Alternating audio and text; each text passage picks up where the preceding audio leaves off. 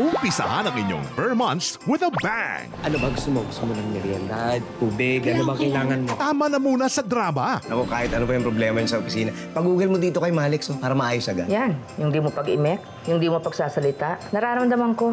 At i-enjoy ang moments ng magkakasama. Magkakasama-sama na rin kami. Laging magpakabait. Madidiskarte talaga yung mga anak ko. Babait yung mga yan.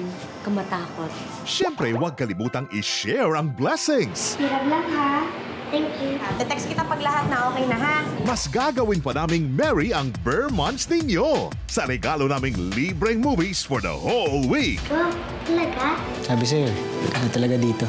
Yes, ito na ang aming early Christmas blowout dahil nagpakabait kayo. Kaya ano pang hinihintay nyo? Let's all go on a Pinoy Movie Date.